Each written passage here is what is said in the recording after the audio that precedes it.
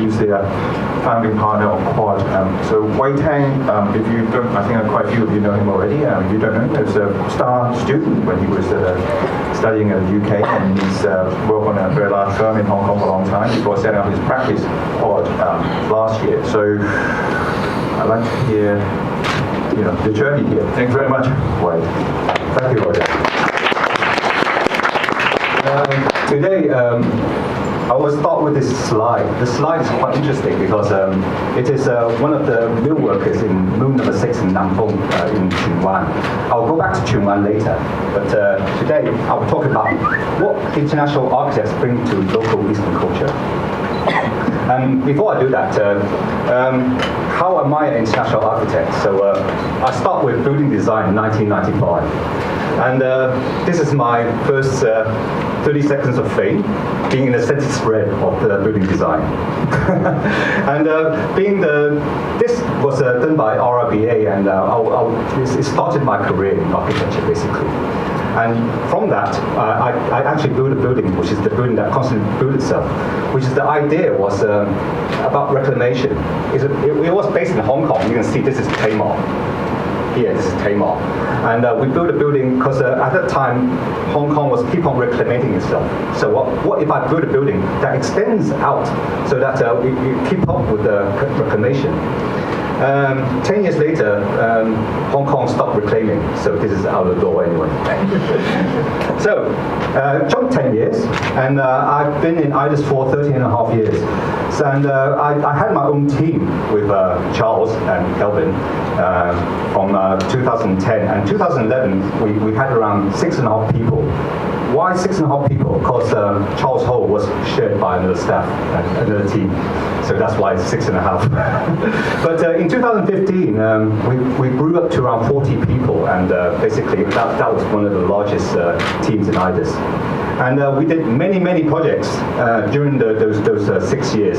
And these are just a few of what we actually created. We did master plans, TODs. We actually did lots of office buildings, lots of mixed-use developments. And it kind of gave us a stamp on what we can actually achieve in China, which is very, very open. This is Quad, looks like a boy band. And yeah, Quad and 3. Let's talk about why are we 3 and why we call Quad. Quad isn't about being 4. Quad is about quantum urban architecture design. Quantum being a little bit of everything. And I think this is what the clients today want. Something that is more than just architecture. Something that is a blur between other kind of disciplines. And this is what we try to create in terms of a vibe. We have a very open office that we actually created. Even our conference rooms are glass, so it's like we're totally transparent in terms of how we design.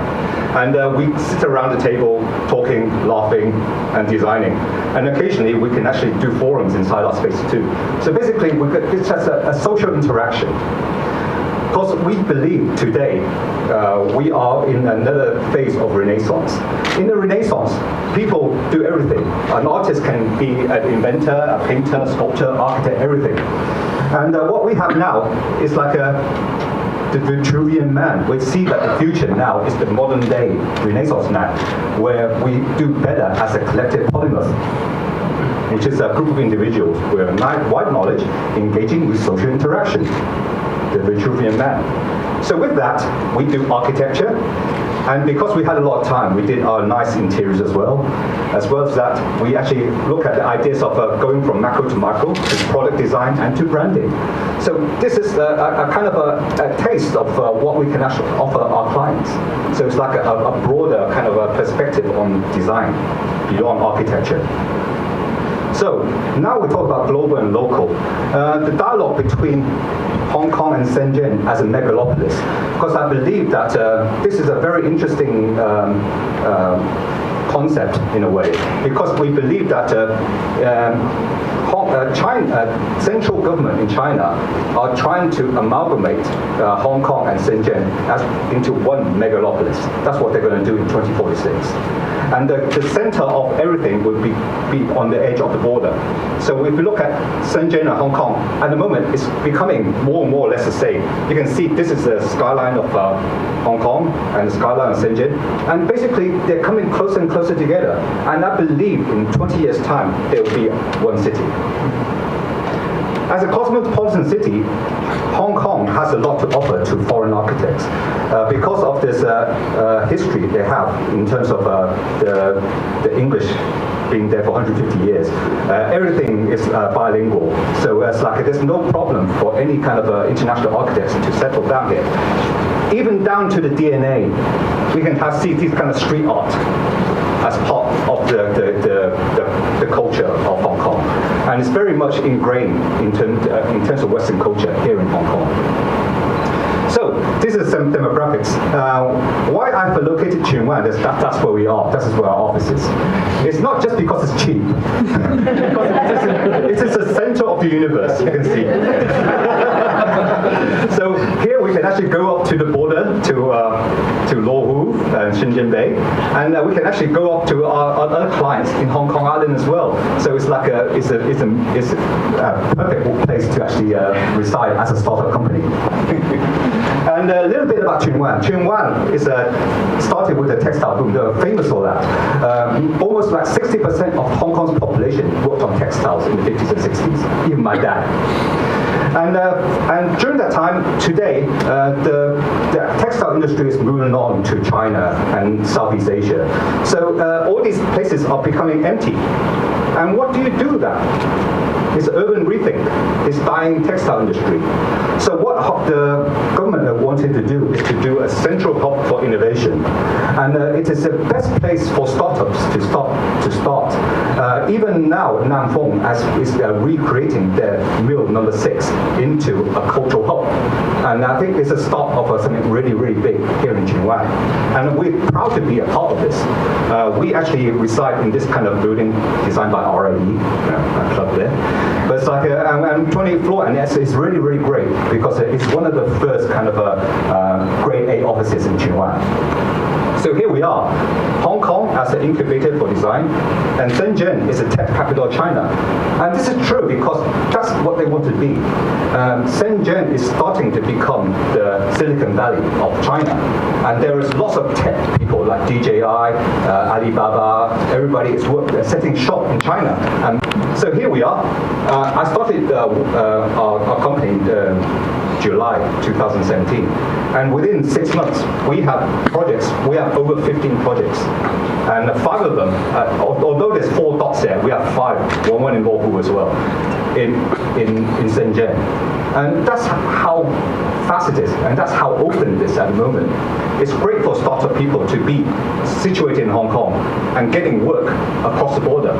And it's not like reaching out far because we can't afford to reach out far because we can't afford plane tickets being a startup company. So basically, so the best way is to take a taxi and go straight to Futian and go to Bill in this area.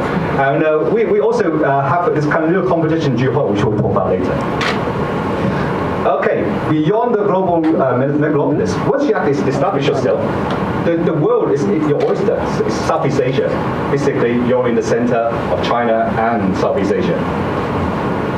So, design evolution. What have I learned in the past 15 years working in PRTC design? It's about developed and developing. The Western culture has been fully developed, where here in China is still developing. If you look at Western culture, there is an evolution from the Middle Ages all the way to the Renaissance, which is the beginning of modern history. And it shaped a lot of things. And it's like a seamless kind of a transition from Middle Ages all the way to modernism. In Eastern culture, there is a de-link. There's Chinese culture and then there's modernism. There's nothing there. So basically, we're talking about a signifier of Eastern culture. What is that? What is that? Without the absence of a center, there allows a room to play. Play meaning how to actually reinvent the idea of connecting you back into history. This meaning can be kind of sliding and can be up to your reinterpretation, which makes it so fun to be here in China. And I don't mean this. This is really bad reinterpretation of signifiers. But I'm talking about poetry. In terms of John Coyote in 1949, poetry is a sentence of one thing that requires another. It's about dogma and context. Dogma being a official system of principles and your beliefs, and context being the set of circumstances that influences the meaning. And when we talk about context, I'd like to introduce you to what we did in Zhuhai. Context. Because Zhuhai, basically, especially Xizimen, is one amongst the leading modern metropolis in the world. And in China, Zhuhai is the most livable city. So basically, we're talking about green. And our site is here in Xizimen, and this is a Kotai strip on the edge. And basically, this was all reclaimed land. It used to be an island where our site is, and now it's all become a part of the reclaimed land. And coming closer, basically, our site is right in the corner here, and this is the rest. The rest of the park is a beautiful park. And our brief was quite simple, to create a pavilion. And the thing is, briefs in China are very loose. So it's up to your interpretation. As I said, being a signifier, reinterpreting the meaning. So here, we're looking at the idea of this architectural positioning. What can it actually provide to this area in Zhuhai? Being such a nice city. You can see Singapore, they have the Gardens by the Bay, Central Park, beautiful in New York. And can we achieve something like this in Zhuhai? And the answer is yes. I can build a building that can reinvent itself. Right at the beginning, I looked at the building that rebuilds itself. I'm looking at a building that reinvents itself. I call it the folio. The idea was basically a pavilion. We actually do an exhibition pavilion for them because that's the brief. But instead of that, we actually create a gateway to the park. Something that the government haven't actually thought about. Something about creating something that is more than just the competition. So here we actually created all the functions of a pavilion, about displays and exhibition, and about VIP. We look at the idea of greenery, about two pieces of leaves colliding together to create a space for them to actually congregate. So here we look at this design, and we did it with RIBA, one of the leading structural facade engineers in the world. And we look at ideas of doing an ETFE roof, which then becomes a part of a translucent thing that shows the working of the inside. And with that, you can see that what we actually created is a link towards the ferry pier on one side and an entrance into the park. So instead of doing just a normal exhibition pavilion, we created something that can transform this area, Zhuhai, into something very spectacular. Say, this exhibition area will last for only 5 years, but beyond that, we can actually reinvent this area into a botanical garden, and then influencing the park beyond. So here we are, looking at during the day, and at night, it kind of shows off the workings of the inside into what will be like a beautiful garden. So to conclude, we look at, I'll go back to the idea of developing and developed. Here is our architecture from the 1920s, and in 100 years, the modern architecture hasn't changed much. But then, look at the car. It's like that is the thing about a developed city. There is so much you can actually do. There's only so much you can actually do. Here in China, the world is your oyster. It's up to your interpretation. It's up to your narrative to rethink. Thank you.